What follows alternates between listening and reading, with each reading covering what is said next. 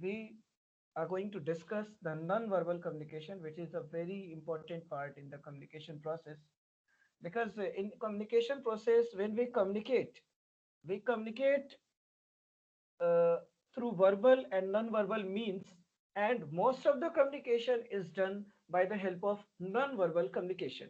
जो कम्युनिकेशन का ज्यादा पोर्शन है, जब हम किसी से बात करते हैं, जब हम इंटरपर्सनल कम्युनिकेशन करते हैं या ग्रुप कम्युनिकेशन करते हैं। इंटरपर्सनल मतलब फेस टू फेस एक दूसरे से, या ग्रुप मतलब हम एक साथ समूह में बैठ करके बातचीत करते हैं। तो जब हम कम्युनिकेट करते हैं तो हम अपने वर्ड्स से तो कम्युनिकेट करते ही हैं, लेकिन वर्ड्स से ज्यादा हम कम्युनिकेट करते हैं अपने फेशियल एक्सप्रेशंस से, अपने गेस्चर्स से, अपने लिम्ब के मूवमेंट से। हैंड का मूवमेंट होता है, आई मूवमेंट से। So we communicate a lot through these gestures, through this science, through this symbols. और ये जो कम्युनिकेशन होता है नॉन वर्बल कम्युनिकेशन, ये वर्बल कम्युनिकेशन को सपोर्ट भी करता है, वर्बल कम्युनिकेशन को इफेक्टिव भी बनाता है। और इसका जो परसेंटेज है, इसका जो अमाउंट है, जब हम कम्युनिकेशन एक्सरसाइज कर रहे होते हैं तो काफी ज्यादा होता है। कम्युनिकेशन रिसर्चर्स का मानना है कि जब हम कम्युनिकेट करते हैं तो 70 to 93% हम नॉन वर्बली कम्युनिकेट करते हैं। तो नॉन वर्बल कम्युनिकेशन का इम्पैक्ट बहुत ज़्यादा है, और नॉन वर्बल कम्युनिकेशन जो है वो इमोशंस को शेयर करने में, या जिस कॉन्टेक्स्ट में हम वर्ड्स को रखना चाह रहे हैं उस कॉन्टेक्स्ट में रखने में बहुत ही ज़्यादा हमारी मदद करता है। एज अगर ये नॉन वर्बल कम्युनिकेशन नहीं हो, ये नॉन वर्बल कम्युनिकेट ना करें अगर हम, तो फिर बिल्कुल ही वर्ड्स जो है वो फ्लैट लगेंगे, पैरेलल लगेंगे, तो पता ही नहीं चलेगा सामने वाले को कि बात तो हो रही है, किस कॉन्टेक्स्ट में हो रही है। क्योंकि हिंदी हो या अंग्रेजी, कई वर्ड्स ऐसे हैं जिनका यूज हम डिफरेंट डिफरेंट कॉन्टेक्स्ट में करते हैं। तो नॉन वर्बल कम्युनिकेशन का सिग्निफिकेंस यह है। यहाँ से सवाल आते हैं, कई सवाल आते हैं, जनरल पेपर में भी आते हैं। और हमारा जो सब्जेक्ट स्पेसिफिक पेपर है, जो हम मास कम्युनिकेशन एंड जर्नलिज्म के लोग हैं, उनके लिए तो ये सिग्निफिकेंट है ही। ठीक है, हम आगे बढ़ते हैं, एक बार डिफाइन कर लेते हैं चूजों को। हालांकि पहले भी इस पर बात हुई थी कल। एक बार हम फिर से इस जो कॉन्सेप्ट है वर्बल और नॉन वर्बल का, उसको क्लैरिफाई कर लेते हैं। तो वर्बल कम्युनिकेशन क्या है? Verbal communication is communication through words. Like if you are speaking someone, जैसे मैं अभी आपसे बात कर रहा हूँ, this is a verbal communication. But if I am in front of you, if we are sitting together in a group at a place, not virtually through the meet, and if we are talking to each other, तो क्या होगा? बात करते वक्त हमारा eye movement होगा, हमारी lip, हमारे फेस के एक्सप्रेशंस चेंज होंगे, हम अपने लिम्स को मूव करते हैं। तो उसके थ्रू जो है वी ट्राई टू कम्युनिकेट।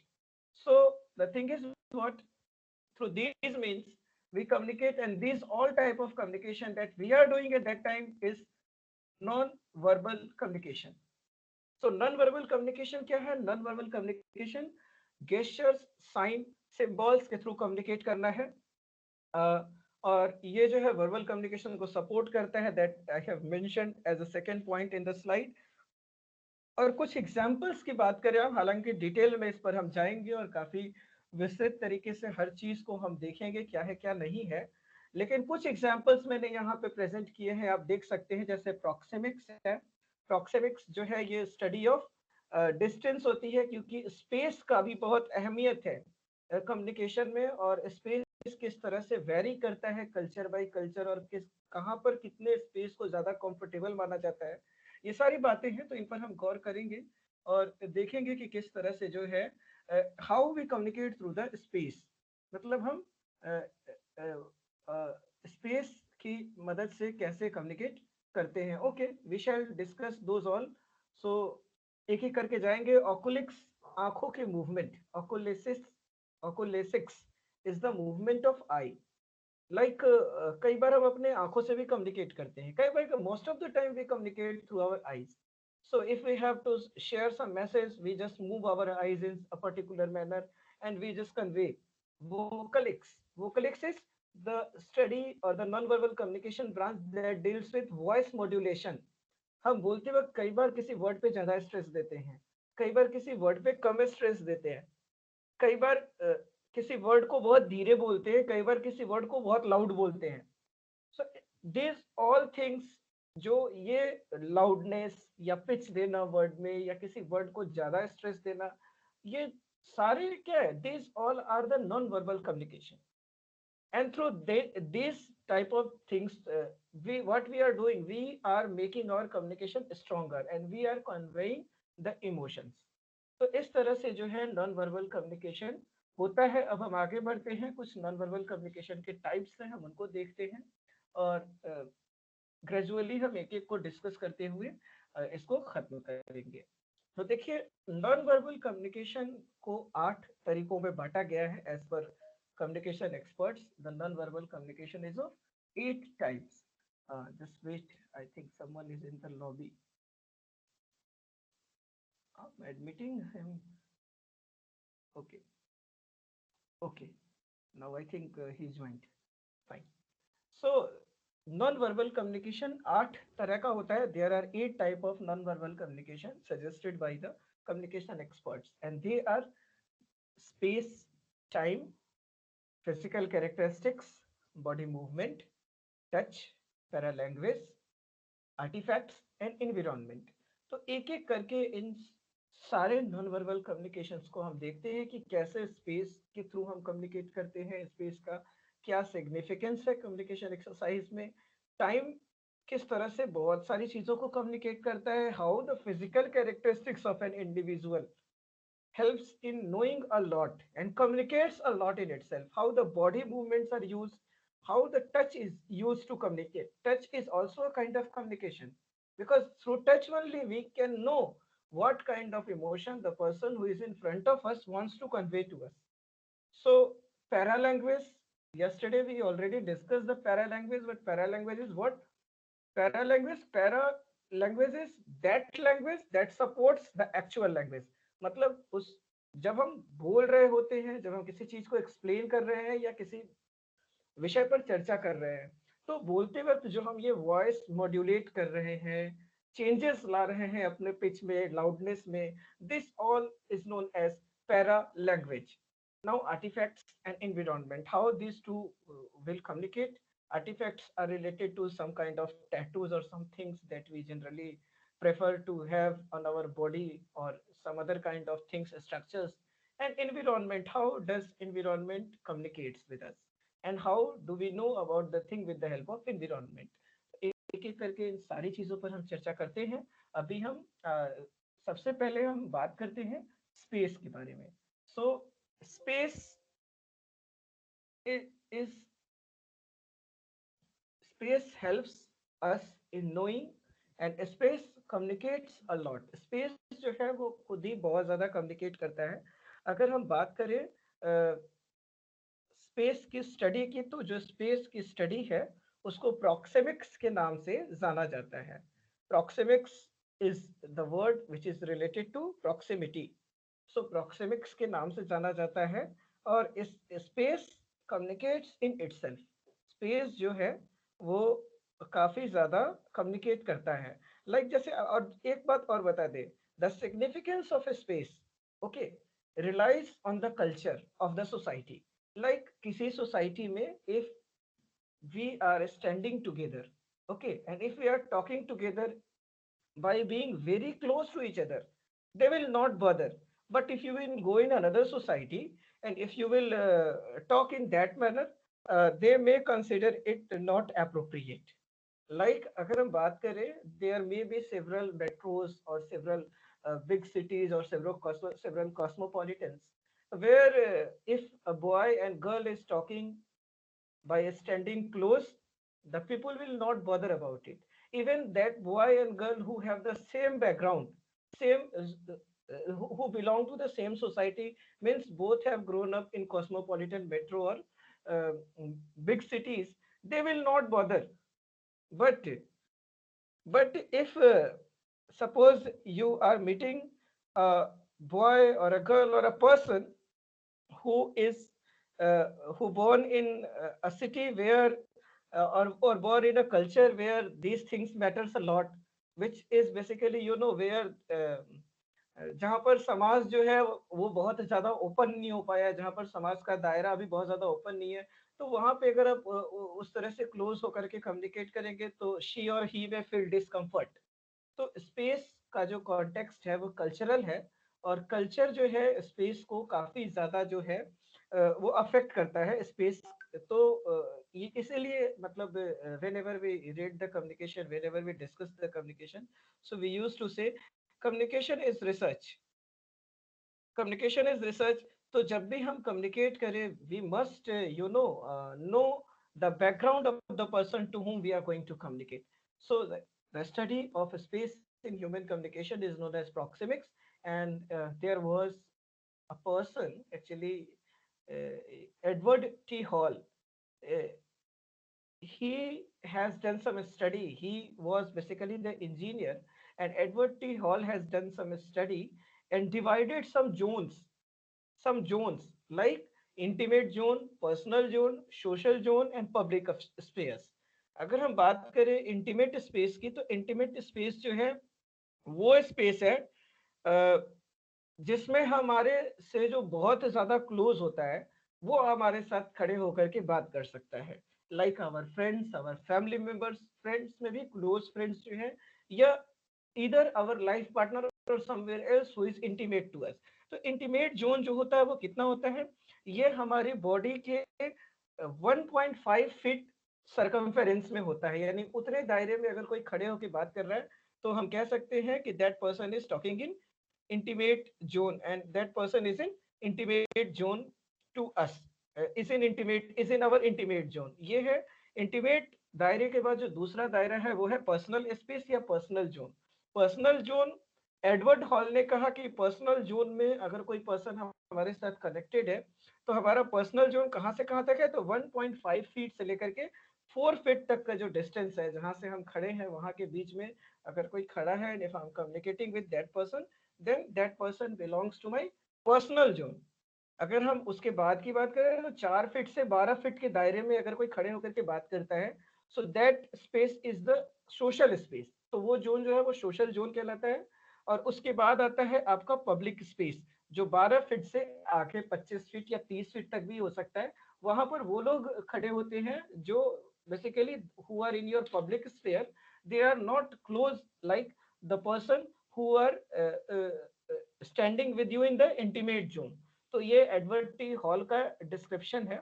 और उन्होंने दो चीजों पर और चर्चा की थी। उन्होंने बात की थी एक टेरिटरी की और एक बात की थी पर्सनल स्पेस की।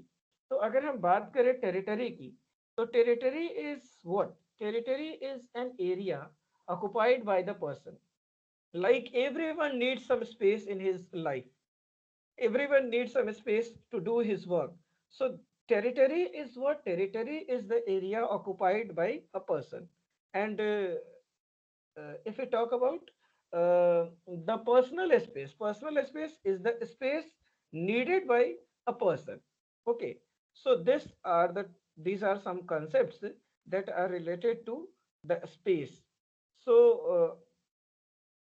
I think the space is clear. अगर कोई दिक्कत है तो बताएं, हम लोग उस पर चर्चा कर लें। Please anyone.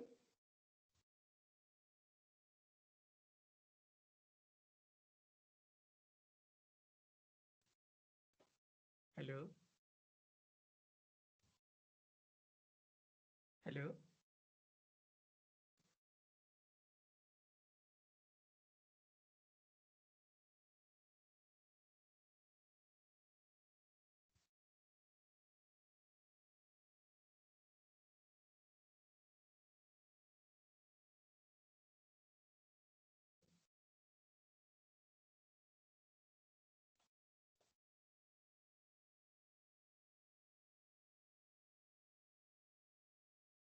Okay, fine. So we are going ahead with the things. So this is basically our uh, the communication of a space. Now we are going ahead and we are going to discuss some other points. So after space, the point that we are going to share, it is time. So in communication, the study of time is known as chronemics. And across the culture, again, the time may vary. You know, the communication is always relevant in cultural context. So, like the same thing can have different meaning in different cultures. So here, basically, the time communicates a lot. Like, suppose if again I'm taking the example of metro and tier 2 cities. In metro cities, it is okay if you are coming at home by 12 night or 1 night, but if you will do the same thing in the tier 2 city or in a village, that it may be considered as a bad habit. Suppose if you are living in at a place where the night culture is dominant, अगर आप वहां पे सवेरे उठेंगे 6 बजे, तो कोई बात नहीं, अगर आप 9 बजे उठेंगे तो कोई बात नहीं, but if you will be in village और वहां पे अगर आप 9 बजे तक सो गए, तो यू विल बिकम आपको गलत मतलब बोला जाएगा कि what are you doing, it is wrong. तो ये चीज होती है, तो time also communicate. Okay, so this is the factor behind time. Okay, just wait, actually कुछ लोग बोल रहे हैं कि नेटवर्क इश्यूज आ रही हैं। मैं एक बार बोलता हूँ कि try to connect once, after that we shall proceed. So this is the thing, how time communicates. And another thing, we should always take care of the time.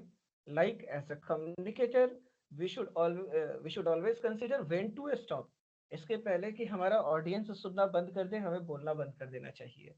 पहली बात। और दूसरी बात, audience should also try to take the things in real time, because if they will take the things in real time, if we communicate in the real time, तो interaction जो होगा वो possible होगा। अगर वो रियल टाइम में interact नहीं करते हैं, कम्युनिकेशन अगर सिंक्रोनस नहीं होता है, तो उस कंडीशन में जो इंटरेक्शन है, जो लाइव डिस्कशंस हैं, वो पॉसिबल नहीं हो पाएंगे। Now we are talking about the another kind of non verbal communication, ये फिजिकल कैरेक्टरिस्टिक्स है। फिजिकल कैरेक्टरिस्टिक्स बहुत कुछ कम्युनिकेट करती हैं, लाइक हमारा हेयर कलर, हमारा आई कलर, हमारी हाइट, हमारा कॉम्प्लेक्शन, ये सारी चीजें हमारे बैकग्राउंड के बारे में बताता है कि हम कहाँ से हैं। Like just okay, by looking us anyone can say okay we might be from India. और अगर इंडिया में हम जाएं तो anyone can say okay we might be from the northern areas, और we are from the north eastern area, और we are from the southern area. तो ये जो है physical characteristics, they communicate by themself. Means if even the person do not wants, okay, his physical characteristic will communicate a lot and tells another person about him or her. तो ये है physical characteristic, this is also a type of non verbal communication. इसके आगे बढ़ते हैं और कुछ और पर बात हम करते हैं, like body movement. Body movement की बात करें हम, बॉडी मूवमेंट की study in science it is known as kinesics. Kinesics is basically, ये जो वर्ड है ये रिलेटेड है काइनेमेटिक्स से। तो kinematics means the movement, so this word is related to that kinesics. तो body movement also helps in you know communicating a lot. So such a type of non-verbal communication oftenly happens and provides support to the verbal communication. Like whenever we talk, we do not sit like a statue. हमारे आंख move करते हैं, हमारे चेहरे पर कई हाव भाव आते हैं, हमारे हाथ मूव करते हैं। तो इस तरह से इन सारे बॉडी मूवमेंट्स का यूज करके, गेस्चर्स का यूज करके, एक्सप्रेशंस का यूज करके हम कम्युनिकेट करते हैं। और इनसे जो है हमारे जो इमोशंस हैं वो कॉन्वे होते हैं कि हम किसी चीज को बोल रहे हैं तो किस कॉन्टेक्स्ट में बोल रहे हैं। दो कम्युनिकेशन साइंटिस्ट हैं, एकमैन एंड फ्रिसन। इन्होंने कुछ स्टडी की और उन्होंने पता लगाया कि जो फेशियल फीचर्स हैं वो हमारे फीलिंग्स को दूसरे को कम्युनिकेट करते हैं, लेकिन जो हमारे बॉडी का मूवमेंट है, लाइक चेहरे के एक्सप्रेशन के साथ जिस तरह से हमारे अदर बॉडी पार्ट का मूवमेंट है, like I and limbs, okay, तो इससे ये पता चलता है कि वो जो इमोशन हम कन्वे कर रहे हैं वो कितना इंटेंस है। तो इंटेंसिटी जो है कम्युनिकेशन की, इंटेंसिटी मैसेज की, इंटेंसिटी जो है वो किसी भी कम्युनिकेशन की, वो जस्टिफाई होता है non verbal communication body movement से. So body movement is a type of non-verbal communication which is a part of our day-to-day life और we communicate oftenly through this और कई बातें हम जो है अपनी body movement के जरिए कह जाते हैं. ठीक है, हम आगे बढ़ते हैं और अब बात करते हैं टच की. कम्युनिकेशन की स्टडी की, कम्युनिकेशन डिसिप्लिन में जो टच है इसकी स्टडी हैप्टिक्स कहलाती है. The study of touch is known as haptics. So in touch किस तरह से टच कम्युनिकेट करता है, already I have discussed that touch communicates a lot. Touch के थ्रू काफी ज्यादा हम कम्युनिकेट करते हैं और we often discuss what is good touch, what is bad touch. And often in newspaper also आपने पढ़ा होगा, हमने पढ़ा होगा कि गुड टच क्या है, बैड टच क्या है, इसकी जानकारी बच्चों को होनी चाहिए. And undoubtedly words are the way to express ourself. लेकिन शब्दों से ज्यादा इशारे और भावनाएं व्यक्त करने का जो जरिया है वो नॉन वर्बल कम्युनिकेशन है. हम कहते भी हैं कि शब्दों से ज्यादा इशारों में बात हो जाती है. तो ये जो सारे नॉन वर्बल कम्युनिकेशन है, ये शब्द के बिना भी मैसेज को कन्वे करने में कैपेबल है. तो टच की अगर हम बात करें, टच की स्टडी हैप्टिक्स कहलाती है और दो कम्युनिकेशन साइंटिस्ट हैं, इन्होंने 5 तरह के टच को डिस्क्राइब किया है, एक्सप्लेन किया है. और ये 5 तरह के टच आप देख सकते हैं, अभी स्क्रीन पर भी दिख रहा होगा आपको. तो the first type of touch that these two communication researchers have explained is functional professional touch. मतलब फंक्शनल प्रोफेशनल टच किस तरह का टच है? ये ऐसा टच है जिसमें जो किसी प्रोफेशनल पर्पस से होता है या फिर किसी स्पेसिफिक एक्टिविटी के पर्पस से होता है. लाइक एक ऐसा एक्टिविटी जिसका कुछ पर्पस हो, प्रोफेशनल पर्पस हो या कोई फंक्शनल पर्पस हो. Like medical examination. Medical examination के दौरान डॉक्टर, वर्ड बॉय और the medical experts can touch. So that touch will be different. Physiotherapy के दौरान, जिम ट्रेनिंग के दौरान या कोचिंग, स्पोर्ट्स कोचिंग होती है, during that time some touch exercises happens. So such type of touch exercises that are happening at that time, that touch exercises, you know what this that exercise is, functional or professional touch. Okay, now another touch is social polite touch. Social polite touch क्या है? Social polite touch एक ऐसा touch है which is related to, which basically we do to show our politeness to those persons who belong to our social sphere, okay, or personal sphere. So what we do, we try to show the politeness, our warmth, okay, through this kind of touch. So social polite touch का example हो गया handshake, हाथ मिलाना. Another kind of touch is friendship warm touch. Friendship warm touch का example हो गया hug. मतलब हम किसी से इंटेंस दोस्ती दिखाना चाहते हैं या किसी से बहुत ज्यादा क्लोजनेस दिखाना चाहते हैं, तो we use this touch. Okay, now the fourth kind of touch is love और intimacy touch. Love intimacy touch का एग्जांपल हो गया, as per William Seller and Melis Bell, kiss or some other kind of activities related to this. It may be you will show the love or intimacy to either your family members or to the romantic partners. You are not going to show this emotion to all the people who are either in your social zone or in your public zone. Even those who are in personal zone, you are not going to show this emotion to those persons. Now the last kind of touch that these two communication scientists have explained is sexual arousal touch. This is related to the sexual activities. So this 5 kind of touch is explained by the communication scientist. So sometimes there may be question कि ये medical examination is a touch of what kind, or there may be some matrix match type questions if setter may plan to ask from this area. So he may ask, or the study of touch, some matrix match type question may come. So it is haptics. तो जितने possible सवाल थे जो आ सकते थे यहाँ से, उनको इंक्लूड करते हुए जो जस्ट प्रेजेंट करना चाहिए, हमने कोशिश की कि उसको आपके सामने प्रेजेंट किया जाए. Now paralanguage. Paralanguage we have discussed 2 or 3 times before discussing now. So paralanguage क्या है? Paralanguage is the non-verbal and verbal aspect of speech that can influence the meaning. Like the same word can be expressed in several manners to convey several messages. We oftenly use, जब हम बात करते हैं तो हम इस तरह से यूज करते हैं. लाइक एक्सक्लेमेटरी सेंटेंसेस के बारे में जब हम पढ़ते हैं इंग्लिश में या हिंदी में, विस्मयादि बोधक वाक्यों के बारे में, तो वहां पर हम देखते हैं कि किस तरह से अपने इमोशंस को कन्वे करने के लिए वर्ड्स का यूज होता है. और definitely in our day to day life एक सेंटेंस को हम कई कॉन्टेक्स्ट में यूज करते हैं डिफरेंट डिफरेंट टाइप के मैसेजेस को कन्वे करने के लिए. तो सेंटेंस तो एक ही है, but it is changing as per the context. So what is that thing which helps in changing the meaning? So it is पैरालैंग्वेज. ये पैरालैंग्वेज ही है जो उस सेंटेंस का मीनिंग हर कॉन्टेक्स्ट में चेंज कर रहा है और हम अपनी मैसेज को कम्युनिकेट कर पा रहे हैं. तो paralanguage I think it is our non verbal communication जिसमें वर्ड्स का यूज है, शब्दों का यूज है.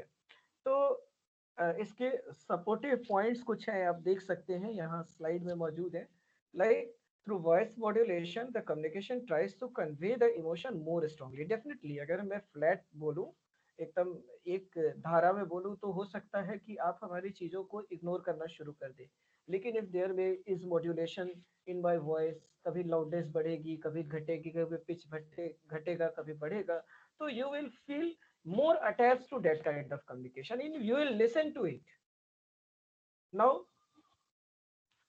the another supportive point that I have discussed, that words are not enough to convey the proper meaning. It is paralanguage that helps in knowing in what context a particular word or sentence is used. I think यहाँ पर is छूट गया, but कोई बात नहीं, I'm adding it now. So this is the paralanguage. अब paralanguage का कुछ type है, हम उसको देख लें. What are the aspects of paralanguage? There are several aspects. You can see on the screen. Voice quality. मतलब voice, I think जब हम 8 स्टैंडर्ड में ले जाते हैं अपने आप को 8वीं कक्षा में, तो वहाँ पर जब हम साउंड्स की कैरेक्टरिस्टिक पढ़ते हैं, ध्वनि की प्रवृत्तियाँ पढ़ते हैं, तो वहाँ पर हमने 3 तरह की प्रवृत्ति पढ़ी थी. एक था लाउडनेस, एक थी पिच और एक थी क्वालिटी. तो क्वालिटी क्या था? Quality was related to the harmonics of the sound. Okay, तो किस कॉन्टेक्स्ट में साउंड यूज हो रहा है और किस तरह से यूज हो रहा है. Voice quality. Now the word stress, कितना स्ट्रेस आप किस शब्द पर दे रहे हैं. वॉइस का मॉड्यूलेशन, आप अपने शब्दों में कहाँ पर ज्यादा जोर दे रहे हैं, कहाँ पर नहीं दे रहे हैं, कब आप लाउडनेस हाई कर रहे हैं, कब आप पिच लो कर रहे हैं, कब आप पिच हाई कर रहे हैं, कब आप पॉज ले रहे हैं. So these are the aspects of paralanguage. Another is the mixed signal. Mixed signal के बारे में कोई कुछ बोलना चाहेगा क्या आप में से? Anyone among you want to tell something about the mixed signal? कोई आप में से प्लीज.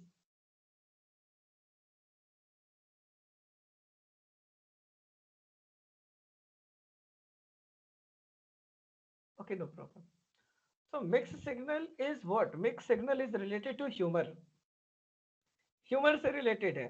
जैसे कभी कभी होता यह है कि शब्द हमारे कुछ और बोल रहे हैं, लेकिन अगर शब्दों को, शब्दों के मॉड्यूलेशन को, शब्द की वॉइस क्वालिटी को और फेस के एक्सप्रेशन को मिला दिया जाए, तो उसका अर्थ कुछ और ही निकल रहा है. So such type of things to use while delivering the humorous और सरकास्टिक कंटेंट्स. जब हम ह्यूमर क्रिएट करते हैं, जब हम सरकास्टिक चीजों को प्रेजेंट करते हैं, तो ऐसा होता है कि गेस्चर हमारा कुछ और है, शब्द हमारे कुछ और हैं, एक्सप्रेशन हमारा कुछ और है. तो such type of signals are known as mix signals. It is also an aspect of paralanguage. Volume variation and overall impact. Overall impact means the impact of all these aspects that are discussed above. तो ये आपका हो गया paralanguage के aspects. Now the artifacts. Artifacts क्या है सबसे पहले ये देख ले. Like artifacts, what? They are the form of decorative ornament that are chosen to represent the self-concept that can include ring, tattoo, or sometimes brand name also. So how artifacts communicate? Artifacts जैसे like suppose हर geographical area का अपना एक identification होता है. Like uh, with culture a lot of thing changes. Okay, medium of communication may be same. Like in India, in almost every states women wear sari, but the sari wearing style and the sari of every state is different. Like tattoo. Okay, tattoo is a common uh, thing which generally people use to means have on their neck or on their limbs. हाथ पर या गर्दन पर tattoo बनवाते हैं. So tattoo is an artifact, but yes, the meaning in that tattoo, the language of that tattoo or the design of that tattoo can tell a lot. कि वो person कहाँ का है, उस पर्सन का परसेप्शन क्या है, वो पर्सन क्या सोचता है. Because there might be tattoo, वो जो बनवाया है उसने किसी चॉइस से बनवाया है. Like if suppose someone has made the tattoo of Virat on his hand, or if some girl is having the tattoo of Shahrukh Khan on her hand, तो हम समझ जाएंगे कि okay, she might be interested in Shahrukh Khan film, or the boy has some interest in Virat, means the cricketing career or cricket, or he is the fan of Virat Kohli. So such artifacts communicate a lot. तो अगर हम इस पे जरा ध्यान दें तो हम समझ जाएंगे कि पर्सन किस नेचर का है और इस तरह से जो है हम उससे कम्युनिकेशन को और बेहतर तरीके से करने में कैपेबल होंगे.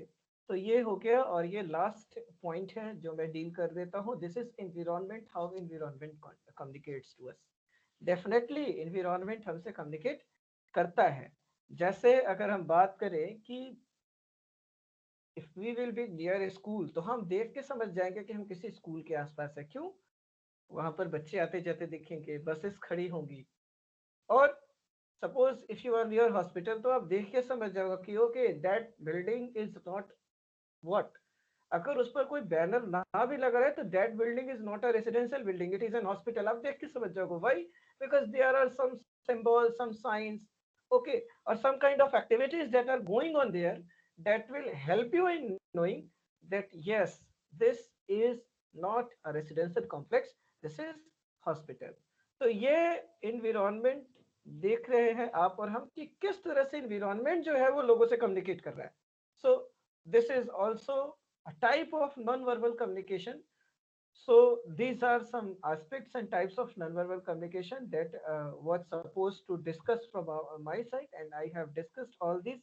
Okay. Now another thing that I would like to tell you, that communication is entirely a research exercise. So whenever we are going to communicate with someone or somebody on a floor, like if we are going to have grade point communication, but yes, during grade point communication also it is very important for us to know about our audiences. अगर हम अपने audience को जानेंगे तभी हम उनसे बेहतर communication establish कर पाएंगे. अगर हम अपने ऑडियंस के लाइक, उनके डिसलाइक, उनके टेस्ट को हम अगर नहीं जानेंगे, उनके कल्चरल बैकग्राउंड को हम नहीं जानेंगे, तो definitely there might be some barrier between me and our audience, so between us and our audience. तो इस स्थिति में जो है फिर कम्युनिकेशन इफेक्टिवली नहीं हो पाएगा. और जब कम्युनिकेशन इफेक्टिवली नहीं होगा तो कम्युनिकेशन का जो पर्पस है कि प्रॉपरली हमारा emotions through word and through gesture transfer हो दूसरे को, वो नहीं हो पाएगा. तो इसलिए it is very important to know about the audience to whom we are going to communicate. Because culture के साथ बहुत सी चीजें बदल जाती हैं. अगर हम बात करें साउथ इंडिया की, इन साउथ इंडिया जो ना कहने का तरीका है, वो नॉर्थ इंडिया में हाँ कहने का तरीका है। तो ये सारी चीजें हैं। हिंदी की अगर हम बात करें तो हिंदी में शेष का मतलब क्या होता है? हिंदी में शेष का मतलब होता है बाकी, और बांग्ला में जाए तो शेष मतलब होता है खत्म। तो definitely if you are going to communicate, so we must know the cultural background or the geographical background. Suppose अगर कोई बंगाल का पर्सन हो और वो अ, हमसे पूछे, जो हम हिंदी से ताल्लुक रखते हैं और हिंदी जानते हैं, हिंदी में शेष मतलब होता है बच जाना, कितना शेष है। तो अगर वो हमसे आके पूछेगा किसी व्यक्ति के बारे में, मान लीजिए वो हॉस्पिटलाइज्ड है, कि शेष है कि गया, तो हम तो बोलेंगे शेष है, मतलब हम कहेंगे कि बचा हुआ है, हम बोलेंगे शेष, तो वो समझेगा चला गया। तो इसलिए ये ज़रूरी है कि कम्युनिकेशन के समय हम ये कल्चरल जो एस्पेक्ट्स है, कल्चरल डायनामिक्स है, ज्योग्राफिकल डायनामिक्स है, जो लोकल वर्ड्स है वहाँ पे जो यूज़ होते हैं, उन सारी चीज़ों की जानकारी हम रखें। तो ठीक है, ये हमारी तरफ से था नॉन वर्बल कम्युनिकेशन के बारे में। जितने भी पॉसिबल चीज़ें थी, जो भी पॉसिबल जानकारी थी, जो हमें लगा कि ज़रूरी है, वो हमने प्रेजेंट की। अगर आपके तरफ से कोई सवाल है या कोई सुझाव है तो प्लीज आपका स्वागत है। Thank you.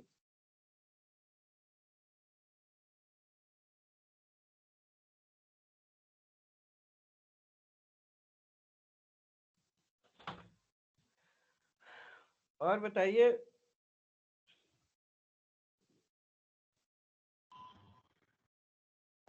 मार साहब। एक मिनट।